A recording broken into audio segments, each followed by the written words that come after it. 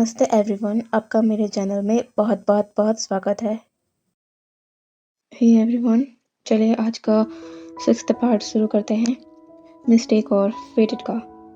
तो हमने पिछले पार्ट में देखा था, हाँ, लान कुरैन को जांग फैमिया, लान वांगजी और लान शिचेन के साथ उसी कमरे में छोड़कर चले जाते हैं क्योंकि उन्हें बात करने की ज़रूरत थी।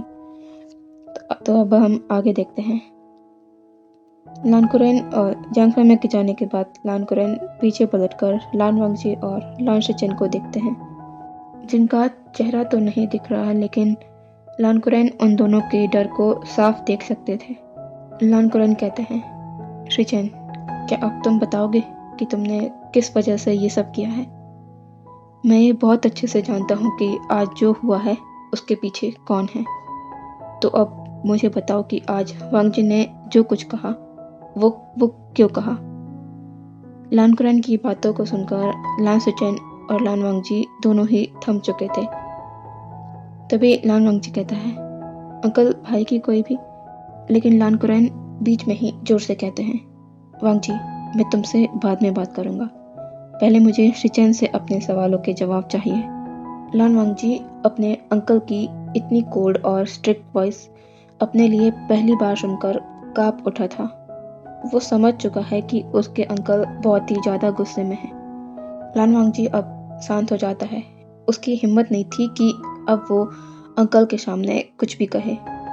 लान कुरैन कहते हैं, शिचेन, इतने सालों में बचपन से लेके आज तक अगर तुम्हारे दिल में मेरे लिए ज़रा सी भी इज्जत है तो मुझे सब कुछ सच सच बताना, झूठ बोलने की कोशिश भी मत करना।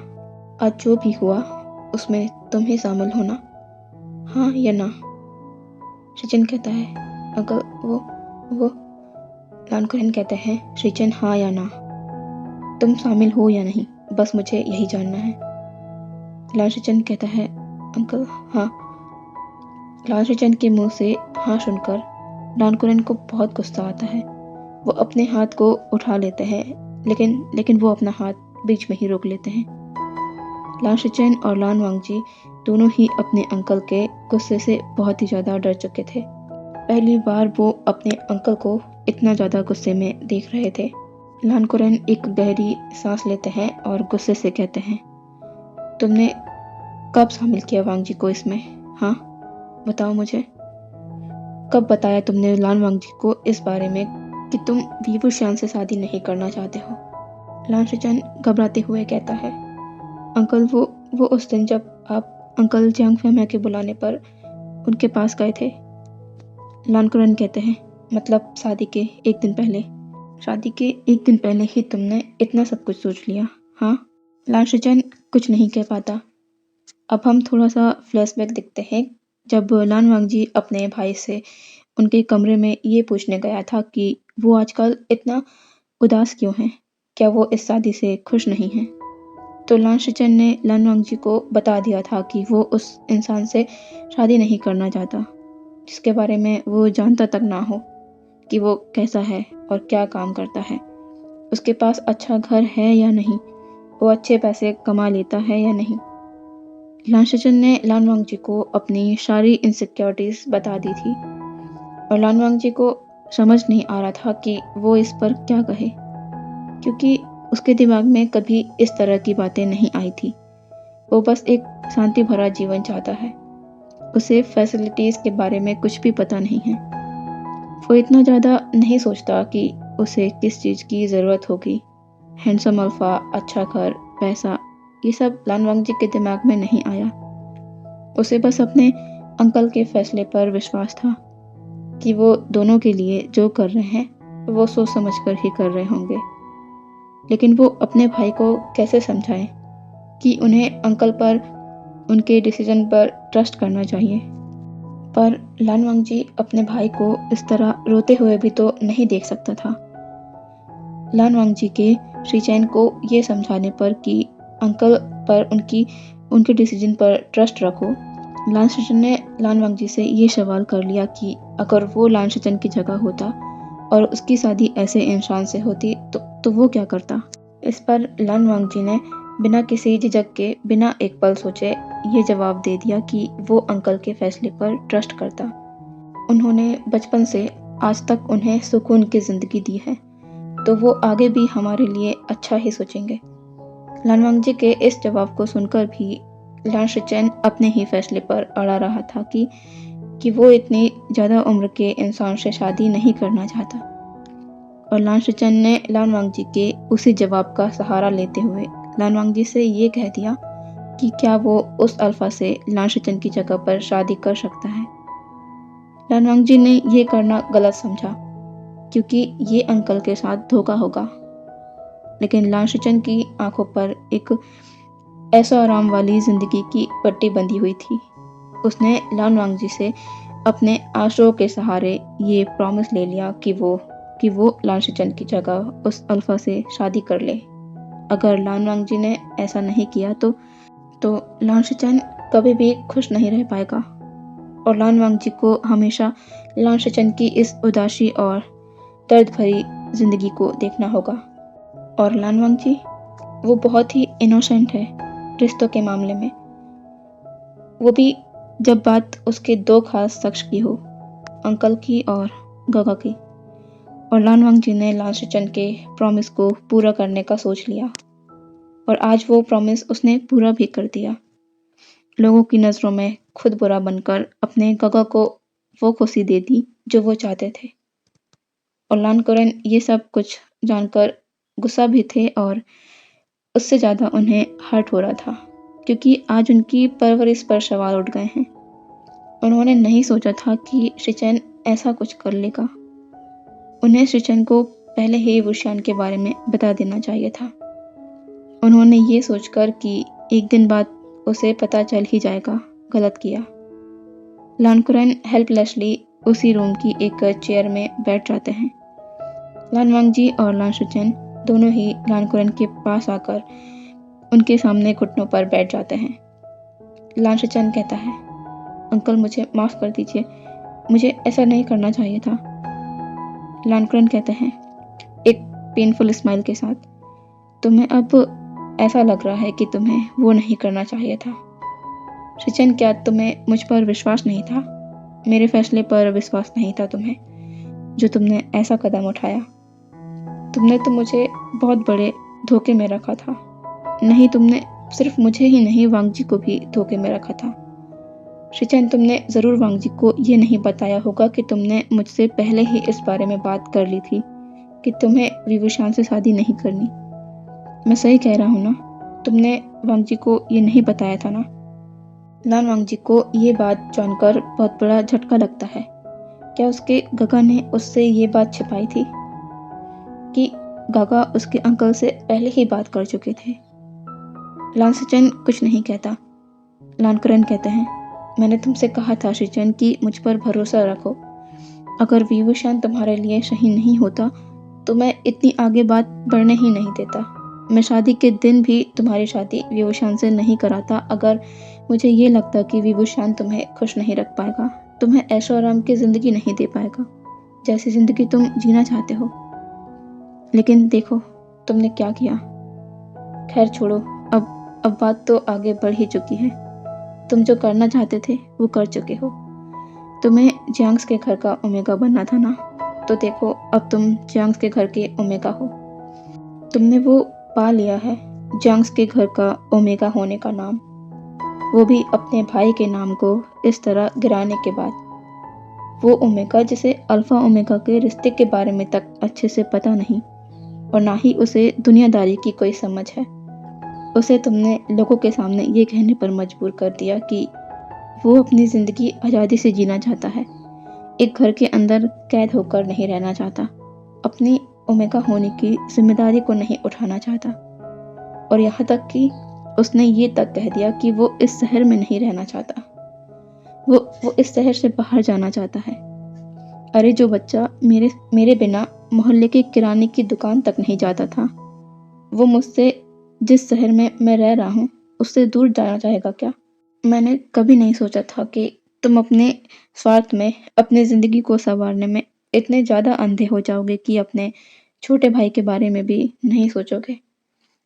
जिस बच्चे के मुंह से मैंने एक दो शब्द से ज़्यादा शब्द नहीं सुने, आज वो इतनी बड़ी बातें कह गया तुम्हारी वजह से।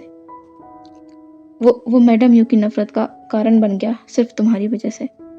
मैडम यू विभूषण से तो पहले से ही नफ़रत करती थी, अब उनका नज़रिया वांगजी के लिए भी वैसा ही हो गया, सिर्फ और सिर्फ तुम्हारी वजह से। जांग फैमिली ने मुझसे विभूषण की ज़िंदगी में खुशियाँ लाने के लिए हमारे घर का ओमेगा मांगा था, लेकिन खुशियाँ तो नहीं, उसे मैडम यू की और भी ज़्यादा नफ़रत का सामना करना पड़ा। ये भी तुम्हारी वजह से, तुम्हारी जल्दबाजी और तुम्हारे एक गलत फैसले की वजह से।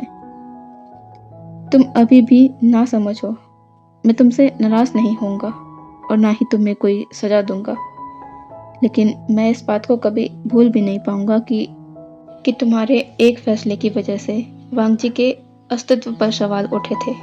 लेकिन वांगजी एक ऐसे अल्फा के पास जा रहा है जो इस हादसे को उसकी यादों से हमेशा के लिए भुला देगा। शिचेन, तुम कभी ना कभी अपने किए पर रिग्रेट ज़रूर करोगे, क्योंकि तुमने एक हीरे को ठुकराया है। शायद किस्मत को यही मंजूर था। वो हीरा लान वांगजी की किस्मत में था। लान शिचेन को अपने अंकल की सारी बातें अपने सीने पर तीर की तरह चुभ रही थी। क्या उसने अपने लिए अपनी ज़िंदगी को संवारने की होड़ में अपनों को ही पीछे छोड़ दिया? वो ऐसा कैसे कर सकता है? उसने अपने छोटे भाई का ख्याल नहीं किया। क्या वो अपनी ख्वाहिशों के लिए इतना ज़्यादा अंधा हो गया था जो उसे अपना भाई भी नज़र नहीं आया? लान शिचेन अपनी जगह से खड़ा होता है और कहता है, अंकल, मैं सभी को सच बताने जा रहा हूँ कि वांगजी की इन सब में कोई भी गलती नहीं है। जो भी किया वो मैंने किया। यह कहकर लान शिचेन कमरे से बाहर जाने ही वाला होता है, लेकिन लान कुरैन की स्ट्रिक्ट वॉइस उसे रोक देती है। लान कुरैन कहते हैं, शिचेन, अगर तुम्हारे दिल में मेरे लिए ज़रा सी भी रिस्पेक्ट बाकी है तो तुम ऐसा कुछ भी नहीं करोगे। शिचेन की आंखों से आंसू बह जाते हैं। लान कुरैन कहते हैं, आज जो हुआ उसे अपनी आने वाली ज़िंदगी पर हावी मत होने दो और अपनी आगे की ज़िंदगी को बेहतर बनाने के बारे में सोचो। धीरे धीरे तुम दोनों इस हादसे से उभर जाओगे, सब कुछ भूल जाओगे और आज से अपनी नई ज़िंदगी की शुरुआत करो। थोड़ी देर बाद तुम दोनों को अपने अपने अल्फा के साथ उनके घर जाना है। रोना बंद करो और जाने के लिए तैयारी कर लो, और जाते वक्त अपने दिल में कोई भी मलाल मत रखना। मैं भी तुमसे नाराज़ नहीं हूँ। मुझे तुम्हारी इनसिक्योरिटीज़ को सोचने के बाद ही डिसीजन लेना चाहिए था, लेकिन जो हुआ वो हो गया, उसे भूल जाओ। यह कहकर लान कुरैन लान शिचेन के सर पर अपना हाथ रखते हैं। लान शिचेन अपने अंकल के गले लगकर रोने लगता है। लान कुरैन कहते हैं, रोना बंद करो वरना तुम अपनी तबीयत खराब कर लोगे। लान शिचेन अभी भी रो रहा था। लान कुरैन अब अपने एक हाथ को आगे बढ़ाते हुए लान वांगजी का नाम लेते हैं। वांगजी, इधर आओ। लान वांगजी अपने अंकल के पास आ जाता है।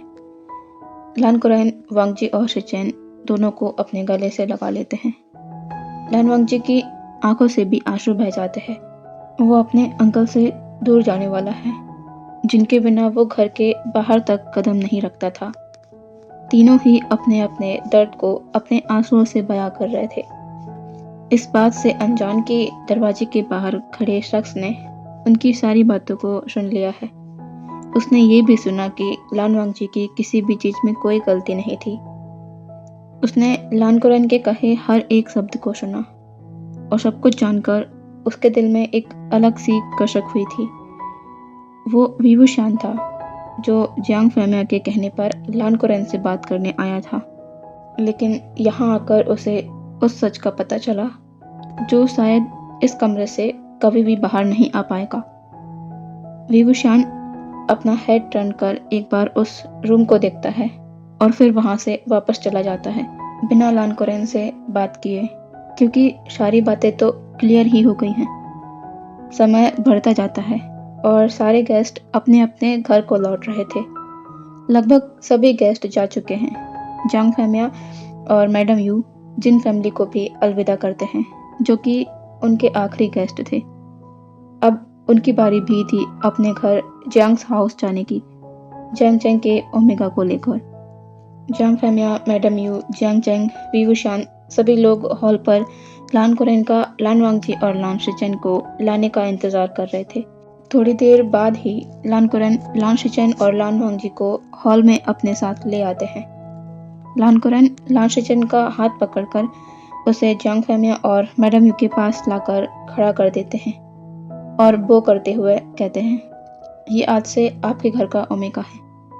अगर कोई भी गलती करे तो बच्चा समझकर माफ कर दीजिएगा। जियांग फैमिया कहते हैं, कुरेन तुम्हें ये सब कहने की जरूरत नहीं है। आज से लान शिचेन हमारे घर का ओमेगा नहीं, हमारे घर के बेटे की तरह है। मैडम यू कहती है, हाँ मास्टर लान, आपको लान शिचेन की चिंता करने की जरूरत नहीं है, हम उसे खुश रखेंगे। लान कुरेन कहते हैं, शुक्रिया। और आज जो घटना हुई उसके लिए मैं एक बार फिर आपसे माफ़ी मांगता हूँ। मैडम यू कहती है, मास्टर लान, इस बात को भूल जाना ही सही होगा। अब हम कभी उस घटना का जिक्र ना ही करें, यही बेहतर होगा। जियांग फैमिया कहते हैं, हाँ कुरेन, उस घटना को भूल जाओ। लान कुरेन बस नोट कर देते हैं। मैडम यू कहती है, अब हमें चलना चाहिए। जियांग फैमिया कहते हैं, यू तुम जियांग चेंग और लान शिचेन को लेकर घर जाओ, मैं थोड़ी देर में आ जाऊंगा। मैडम यू थोड़ी देर तक जियांग फैमिया को ही देखती रहती हैं। उन्हें पता है जियांग फैमिया के यहाँ रुकने का कारण। वो बिना कुछ कहे वहां से जियांग चेंग और लान शिचेन को लेकर अपने साथ चली जाती हैं। वहां पर अब जियांग फैमिया, लान कुरेन, वी वुशान और लान वांगजी ही रह गए थे। लान कुरेन लान वांगजी का हाथ पकड़कर उसे वी वुशान के पास लेकर आ जाते हैं और कहते हैं, बेटा ये लान वांगजी है, मेरा छोटा भतीजा जो अभी 16 साल का है, बहुत बहुत इनोसेंट है। उसकी गलती को लान कुरेन कहने ही वाले होते हैं कि माफ़ कर दो, उससे पहले ही वी वुशान कह देता है, अंकल आपको इस तरह की बातें करने की कोई ज़रूरत नहीं है, आप मुझसे बड़े हैं, मुझे ये बिल्कुल भी अच्छा नहीं लगेगा अगर आप इस तरह करेंगे। आप बेफिक्र रहिए, मेरे दिल में कोई भी शिकायत नहीं है किसी भी बात को लेकर, इसलिए आप इस घटना को भूल जाइए। लान वांगजी ने पहली बार वी वुशान की आवाज़ सुनी। उसके हाथ उसके कपड़ों पर टाइट हो गए थे। लान कुरेन बस वी वुशान को ही देख रहे थे, उसकी बातों को सुन रहे थे। वो पूरी दुनिया में भी घूमते तो भी वी वुशान जैसा अल्फा नहीं ढूंढ पाते जो उन्हें उनके घर बैठे मिल गया। लेकिन अफसोस शिचेन ने इस अल्फा को ठुकरा दिया। पर फिर भी वो वांगजी के लिए खुश है, क्योंकि वी वुशान को वांगजी ने बिना किसी बात को जाने, उसके बैकग्राउंड को जाने बिना वी वुशान को अपना अल्फा एक्सेप्ट किया है। उसने तो वी वुशान और अपनी एज के बारे में एक पल भी नहीं सोचा। 17 साल बड़ा है वी वुशान उससे। लान कुरेन आगे बढ़कर वी वुशान के शोल्डर पर अपना हाथ रखते हैं और बस यही कहते हैं कि अपना और उसका ख्याल रखना। वी वुशान लान कुरेन को बो करते हुए कहता है, आप बेफिक्र रहिए अंकल, मैं उसका ध्यान रखूंगा। लान कुरेन नोट करते हैं। जियांग फैमिया कहते हैं, वुशान अब तुम दोनों को चलना चाहिए, रात बहुत ज़्यादा हो गई है, क्या तुम शंघाई कुछ दिन रुकने वाले हो? वी वुशान कहता है, नहीं अंकल, आज बस मैं शंघाई में हूँ, कल 8 बजे हमारी ट्रेन है, आज रात घर पर रुकने के बाद कल हम चले जाएंगे। वी वुशान जियांग फैमिया और लान कुरेन को देखता है और कहता है, अंकल आप दोनों चाहे तो हमारे जाने से पहले लान वांगजी से मिलने आ सकते हैं।